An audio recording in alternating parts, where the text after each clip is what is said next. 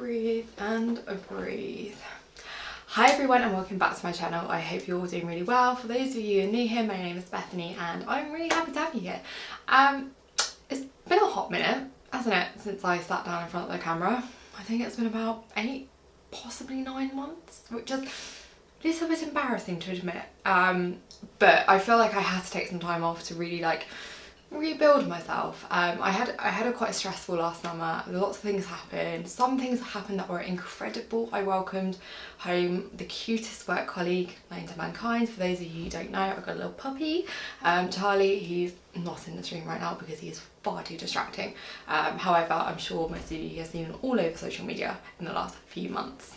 But now I've taken this time to really rebuild myself, as I said, or level things up. I wanted to share with you some things that I've incorporated, some basically daily habits that have really helped me step things up and just show up better. And to be honest, I feel like now I'm definitely in a more confident, positive mindset. I'm definitely more engaged. I feel just more content, to be honest, which is pretty good. And I feel like I don't want to come across in quite a braggy way to do with that, because I know that the past year has been incredibly stressful for so many people, and that's why I thought if I could share with you the things that I do every single day which allow me to kind of show up in a more positive, confident mindset, then maybe you can take it on board and maybe you can try and incorporate some of the things that I'm going to talk about into your daily life, and just hopefully we can all learn to get through this time together. Obviously we are hopefully going to come out of the pandemic very soon, so I feel like this is sort of a bit of a period where if we can just try and just level things up, then great. So the first thing I wanted to talk to you all about today is social media, and I feel like it's social media, we love it and we hate it. I feel like I'm not the only person who's going to sit here and say that. We wouldn't be where we are today without it, and I feel like so many of us have had to rely on Instagram and Facebook and possibly TikTok, Pinterest, whatever, YouTube for example, in order to make it through the last year, because obviously trade shows haven't happened, country shows haven't happened, we actually haven't been able to socialise and show our work outside of on the internet, so it's been incredibly difficult to show up without social media and continue to run a creative business without it. The trouble is we spend so much time on our phones these days that it can be quite detrimental, and don't get me wrong, it's incredible that we've built this creative community where so many of us are so supportive of each other and we only want the best for each other, but sometimes when we spend too much time online, I mean, for example, have you ever just checked your phone with the intention of looking at one thing or just trying to find something, and half an hour later you're still sat there watching reels or TikToks or whatever? It's obviously it's the whole point of the app is to keep you engaged for as long as possible, but when we've got stuff to do, guys, that's not what we need to be doing. So one thing that really helped me is culling people who I followed, and that sounds really harsh, but have you ever been on social media and you've seen a post and you've kind of thought, oh, maybe I should be doing that, or what do they mean by that, or who's that intended for, or they're doing something, maybe I should do that too. And I feel like it's fine, obviously we do follow people to be inspired and to learn things and to grow ourselves and get ideas and inspiration, etc. However, it can be incredibly distracting, and often or not, if we're not in a strong mindset to be able to just walk away from the posts we've seen, it can often resonate with us more than what we probably intended it to, or we can still be thinking about it 2-3 hours later, or maybe I should be doing that, and then you go away and research on, and it's just it's a bit of a cycle. So one thing that I really had to do is basically cull loads of people, and the people that I really didn't want to unfollow, I would just mute. Just until I was in a position where I felt like I was strong enough again to see their post, or for me, I'm very single track minded. I find it very easy to get distracted from my own goals, my own purpose and things like that, and I really had to just take some time out and really not feel like I was getting distracted, and just stay true to myself. And it's really helped me, and now I can start following people again. I feel like I'm in a much stronger position to be able to do that. But that was one of the things where I felt like when I was at my lowest, I just really had to just take a break from, I don't want to take a break from social media completely, because I needed to still be showing up and posting and things like that. But I definitely took a break from seeing all the clutter on my newsfeed and feeling like I was just in a catch-22 of not being able to keep up with what everyone was doing. And that's the problem with social media, is like we can see 10 profiles of everyone doing slightly different things, and we kind of think, oh my god, we need to be doing that, I need to be doing that, I need to be doing that. And it's like, no, just take a breath and just go, okay, actually what resonates with me, what resonates with you, where do we want our business to go? And yeah, so that was the first thing that I really changed about my social media thing. And that kind of leads me on to point number 2, which is like who you surround yourself with. Now obviously it can be incredibly difficult if you live at home and your parents aren't necessarily supportive over your creative journey, but I often speak when I do talks and things like that about energy, and I find it incredibly important to talk about things like this, because have you ever been in a situation where you've met someone new, or you've kind of met up with a friend, and you just feel so incredibly energized after speaking to them, you know, or even if it's like listen to a positivity podcast or TED talk or whatever, you know, you can come away and think, oh my god, I feel so energized. And that person is, you know, you just feel so warm and fuzzy on the inside, because you're like, oh, that person's just lovely, and I wish, you know, I wish I could just spend more time with them, more and more time with them, because I felt so good afterwards. And then sometimes we can spend some time with people who just don't really make us feel that great, to be honest. And it's about trying to cull out those people that don't make us feel that great. Now I'm not saying get rid of them completely, unless they're obviously really toxic, but I think it's about learning some self-discipline, about being like, I know that I'm not strong enough to see you right now or deal with you right now. Like, doesn't mean we're not going to be friends, it doesn't mean that I'm not going to see you ever again. I just need to be quite selfish with my own time, and the people who are really going to support you will still be there for you and really will be understanding. And that is one thing I really had to do. It's not just been in the last year, it's sort of been over my creative journey. If people don't understand my vision or my goal, that's fine. It means that you're probably not meant to come with you on that journey, but you will find so many incredible people who really resonate with you and you resonate with them, and it's just like a win-win. And you surround yourself, you grow this like incredible social bubble of people that have really like, they're just like your cheerleaders, and they are like the most fantastic people around you, and they're the people that you want to just hold on to because they make you feel so great, and it's like amazing. Okay, and I feel like I've kind of like done these points quite well, because I feel like they all feed onto each other, because the next one is about being open and to adapting and to changing and doing things like that. So it's obviously being open to different ideas. Now obviously I think it's incredibly important when we start a creative business to set goals, to set some ambitions, like set ambitions, to be ambitious, and set goals, and whether they're daily goals or weekly goals or monthly goals or yearly goals or 5-year plan, 10-year plan, whatever you want to do, you do you, boo. Like that's you. But one thing I will say is you have to be open as to the route you're going to take to get there. Now you've probably always heard like the anecdote, so to speak, of like the mountain, like you want to get to the top of the mountain, but what route are you going to take? You've got your end goal up here, but like what way are you going to go? You've got to be open to taking different paths and jumping across different paths. And like for me, I've got several different goals, but I don't necessarily know how I'm going to get there. I will get there because I'm determined enough to make sure I do. However, things change, and like who knew a pandemic would happen and we'd all be sat at home twiddling our thumbs, or just like, I don't know, what have we done for the last year, everyone? Just be, you know, it's been a very difficult time. So a lot of like small businesses have had to learn to adapt. A lot of big businesses have had to learn to adapt. People have been working from home. Don't get me wrong, it's been incredible for so many people, but also incredibly stressful. I actually read a quote the other day. I'm reading oh my god guys, this book by Grace Beverley, it came out last week. It's insane, recommend it 100%. But basically there's a quote on here, she talks about working from home in the introduction, and let me find it for you.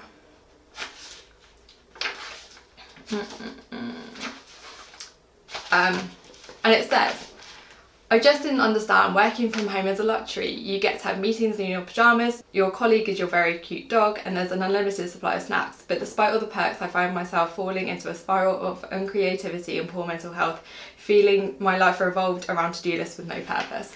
I think so many of us can relate to that. That's why this book is so good. I've definitely been in that situation where I've just not really known what I've been doing. I feel like I'm not really achieving anything. So, and that's like whenever I feel like that, I'm like, okay, I've almost like got to be quite self-critical and go, okay, well, this isn't working for me. I need to change something. And it's about sort of taking a step back and going, okay, how am I going to get there? What am I going to do?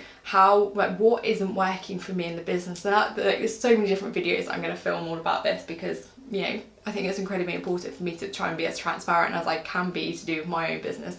But one thing I will say is, and it's kind of linking back to social media, is obviously when we start, especially if we're like a coloured pencil artist or a pet portrait artist, we kind of just follow the same trends and same path as what we see everyone else doing. It's like, oh, they're doing that, maybe I should do that too. And then you try and incorporate that side of the business or their business into your own business, and then it can get like very confusing if, you know, you struggle to make it work. So it's like, okay, well, you kind of have to just think like, what is authentically you?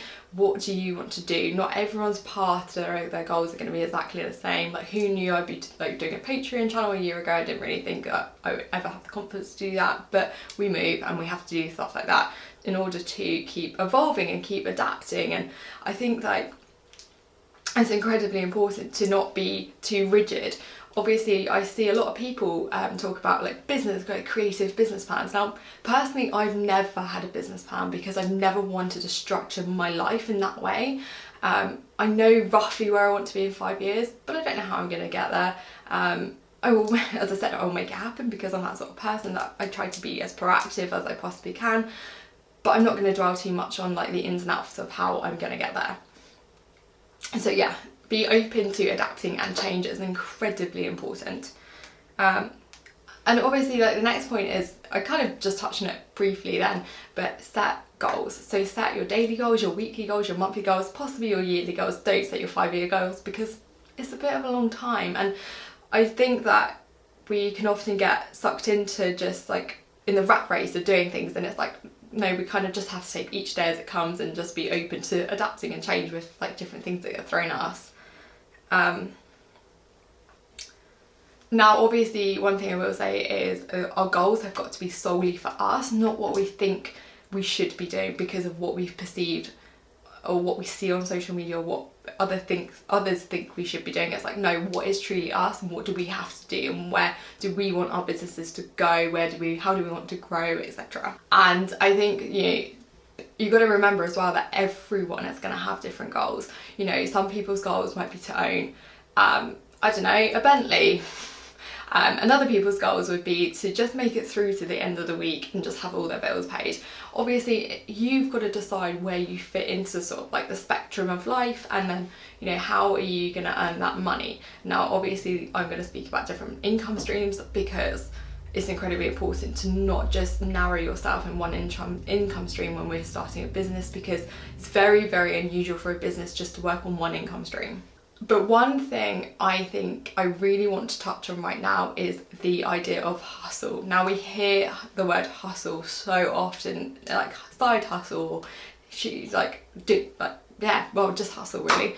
And I've definitely been sucked into the idea of if I'm not working, I'm losing time, or if I'm not doing this, then I'm wasting opportunity, or we've got all this, we always get told we've got all this potential to earn money, yet the only thing that's restricting us is our time. And it's, you know, maybe it's slightly true, but it's so easy to get sucked in and not have that work-life balance, and that can be incredibly important. For example, I had to take the last few months out of not really putting myself on YouTube or not really putting myself physically on camera because I know that I wasn't strong enough to be able to do that. I really had to take that time for me in order to like level up and build myself back up to the position where I did feel happy enough to put myself on camera again.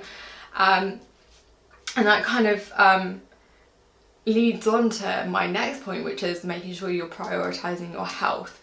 And I think that's incredibly important. if we got almost like this juxtaposition of ideas here, where it's like hustle and work as hard as you can, but also take care of yourself and just do you and self-care and have a nice bubble bath and be spiritual and do all that kind of stuff. And it's really incredibly hard to find that work-life balance, especially when we're living and working at home. We've got all our work around us. Like for me, I can't walk into another room without seeing something to do with my business. I can't walk into any room or go anywhere really without seeing something that reminds me of my business. Now that's fine, and I absolutely love what I do. I wouldn't change this for the world, but it can be really hard to get that true divide of what's me time and what's work time. So I think it's really important for you to decide, what does self-care look like for you. For me, it's going to the gym. It's about, even if it's, you know, it's just taking some time for family, it's, you know, really engaging with people that I don't normally engage with. It's about reading and like developing my skills, developing my mindset. Even if it's watching a TED talk or watching a YouTube, an inspirational podcast or audio book, or it's like, it can be as physical as going to get your nails done, going to get a haircut, going to get, you know, whatever you choose to do, but make sure that you are taking that time for you. So I often see, I heard it once, I can't remember where I heard it from, but creativity is a bit like breathing. You have to breathe into yourself and give to yourself, and breathe into creativity in order to exhale and give it to other people. And I think it's so true. It's not about being selfish, guys, even though some people might perceive it as being selfish. It's not, because in order for you to keep showing up authentically and being the true person that you want to be to the outside world, you have to be giving to yourself. You can't pour from an empty cup, and it's so true. And the last thing I would say, and the last thing that I want you to go away and do after this video, is a brain dump. I find brain dumps the best thing. I probably do them daily, if not every other day.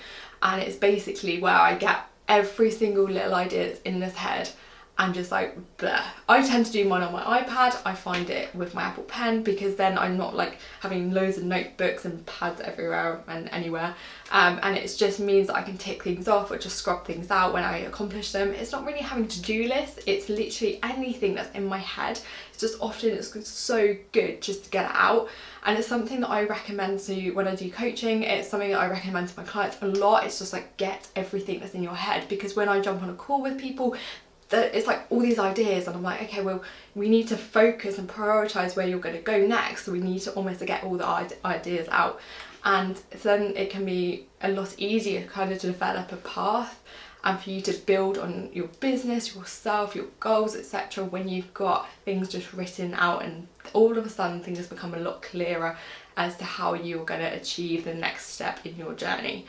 So I think that's kind of everything I wanted to talk to you guys about today. I know, as I said, I've been away for a little while, and obviously I've been away for a little while, but I'm really grateful that you're still here, you're still watching, and for anyone who's new, thank you so much. I would really appreciate it if you could hit the like button, I think that's what you say, hit the like button, and subscribe if you haven't already, and leave me a comment on what your goal is. Let's don't talk about goals. I think it's incredibly important. What would you like to achieve in 2021 to do with your creative business or life, or anything you want? But yeah, I will see you in the next one. I really hope you've enjoyed this and you found it useful, and I'll catch you very soon. Lots of love. Bye.